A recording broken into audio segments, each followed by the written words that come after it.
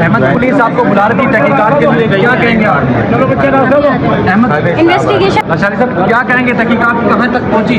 एक दिन हुआ है सर। जी जी, पुलिस तंग कर रही थी, मुसलसल हरासा कर रही थी, और हम इन्वेस्टिगेशन ज्वाइन करने के बाद भी जा रहे थे पुलिस के पास, लेकिन उनके इन्वेस्टिगेशन ऑफिसर का कंडक्ट हमारे साथ मुनासिब नहीं था। 8-8 घंटे बैठाते और हरासा करते, वहाँ पे डराते। अस्सलाम वालेकुम दोस्तों, मैं हूं शाहिद हुसैन और इस वक्त हमें सिटी कोर्ट में, और आज चूंकि मीर रजा कत्ल केस से मुताल्लिक जो उनके बिजनेस पार्टनर थे उन्होंने गिरफ्तारी से बचने के लिए अदालत से रजू किया था।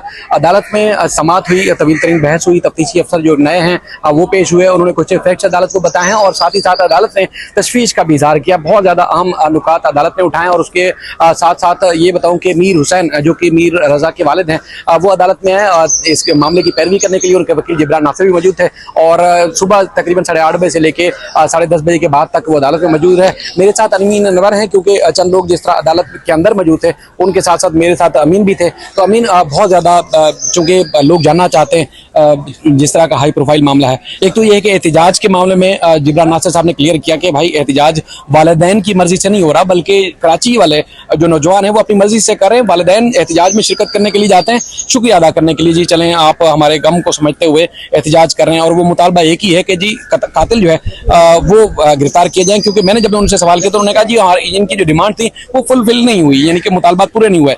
मुतालबा क्या है जी, कातिल सामने ले जाए, उनको गिरफ्तार किया जाए, वजूहात सामने लाई जाए। अच्छा, उस पर जाने से पहले कोर्ट रूम में समाअत हुई। मोहम्मद अहमद पहले 8:30 बजे आए, उन्होंने हाजिरी लगवाई। उनके जो सीनियर वकील खालिद मुमताज साहब थे वो नहीं थे, उनके एसोसिएट पेश हुए।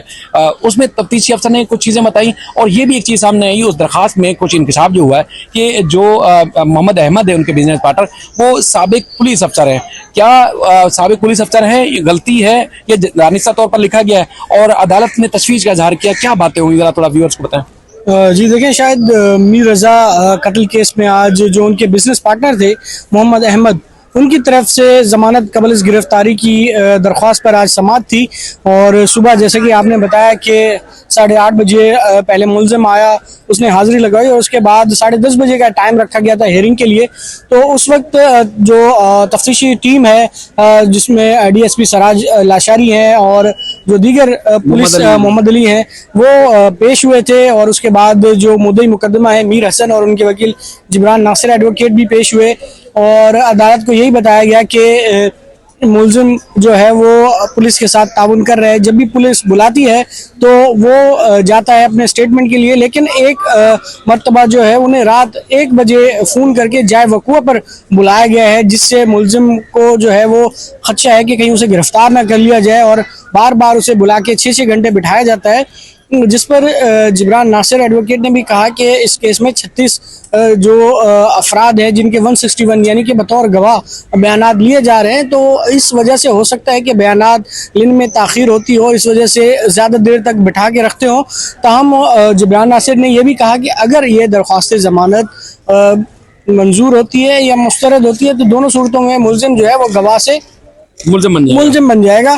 तो जबकि जो तफ्तीशी अफसर हैं DSP सराज लाशारी, वो उनका ये कहना था कि 13 अगस्त को ही उन्हें इन्वेस्टिगेशन मिली है और वो इन्वेस्टिगेशन टीम का हिस्सा हैं, और उनकी पुलिस फाइल के मुताबिक मोहम्मद अहमद जो है उनका 161 का स्टेटमेंट हुआ है, यानी कि वो बतौर गवाह उनका बयान लिया गया है।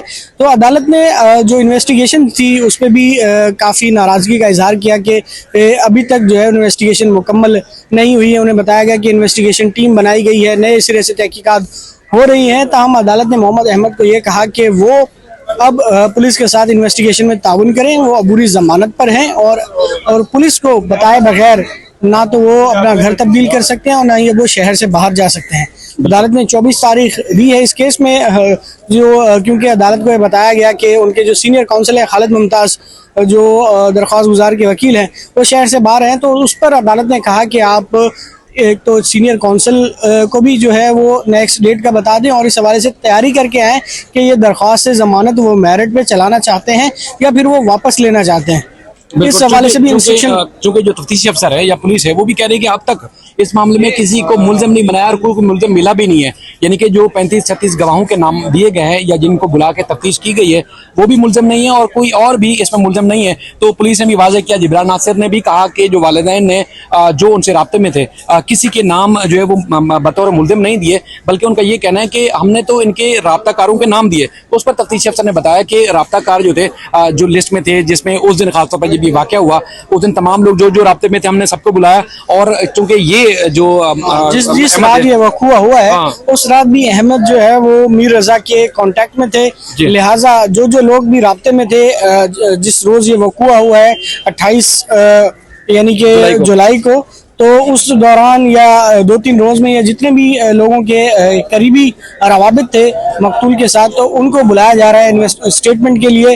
तो उसी सिलसिले में ही क्योंकि उस रात भी राब्ता हुआ था मोहम्मद अहमद का पुलिस के मुताबिक मीर रजा से, तो लिहाजा इस वजह से उन्हें बार बार बुलाया जा रहा है स्टेटमेंट के लिए। तो अदालत ने उनको यही कहा कि पुलिस के साथ इन्वेस्टिगेशन में कोऑपरेट करें और 24 तारीख की डेट फिक्स की है अदालत ने कि आइंदा समाअत पर बताया जाए कि इस केस को मेरिट पे चलाया जाता है, बेल एप्लीकेशन को या वापस ले रहे हैं। तो इस हवाले से भी अदालत ने कहा है कि अपने सीनियर काउंसिल से हिदायत लेकर अदालत को बताया जाए या वो खुद पेश हो।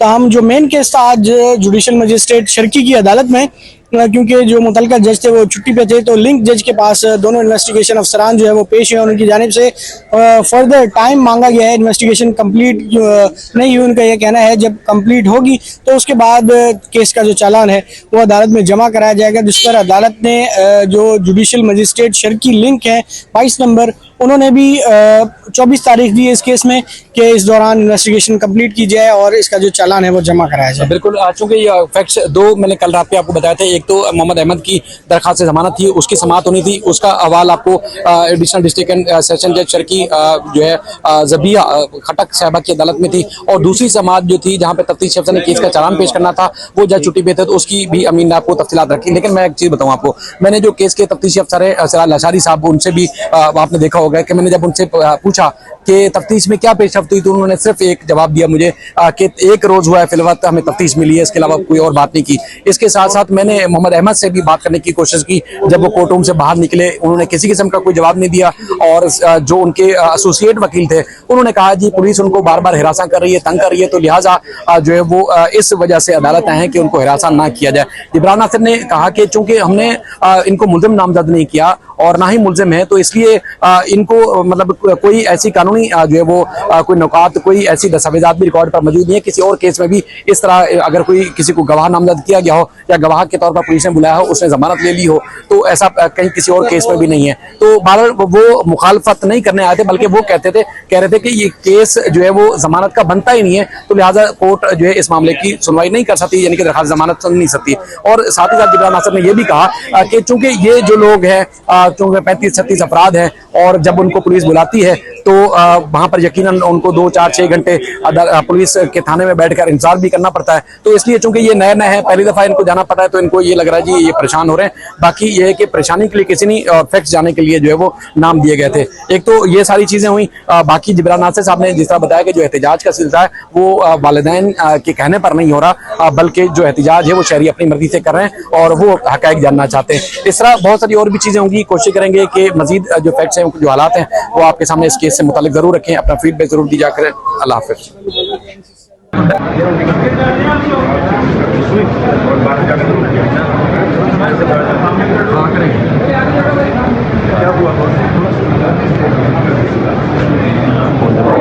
आप स्टेटमेंट दे रहे हैं, मैं दे रहा हूँ।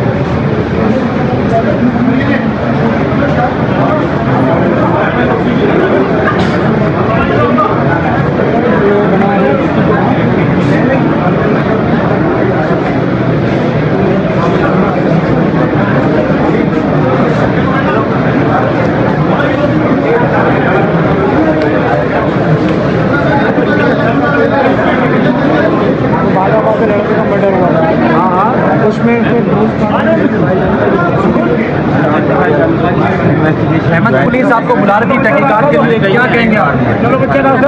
अहमद इन्वेस्टिगेशन हो रही है, अभी इन्वेस्टिगेशन हो जाए। इनको क्या पुलिस हिरासत कर रही है? अहमद हरासमेंट की वजह से बेल ली गई थी, बिल्कुल हिरासत कर रही है, हिरासत कर रही है, इसीलिए बेल ली। अशारी साहब क्या कहेंगे, तहकीकात कहाँ तक पहुँची? एक दिन हुआ है सर। आपने क्यों बेल ली, मतलब वजह क्या थी? पुलिस क्या वजह मुसलसल थी? तंग कर रही थी, मुझसे बात करें। जी, जी। पुलिस तंग कर रही थी, मुसलसल हरासा कर रही थी, और हम इन्वेस्टिगेशन ज्वाइन करने के बाद भी जा रहे थे पुलिस के पास, लेकिन उनके इन्वेस्टिगेशन ऑफिसर का कंडक्ट हमारे साथ मुनासिब नहीं था। 8-8 घंटे बैठाते और हरासा करते, वहाँ पे डराते। डर तो है इस वजह अहमद से को? प्रोटेक्टिव बेल, हमें किसी वजह से डर नहीं है, लेकिन हमें गिरफ्तारी का अप्रीहेंशन था कि गिरफ्तार ना कर लिया जाए, तो हमने इसलिए प्रोटेक्टिव बेल ली। ठीक है sir, thank you. Thank you sir.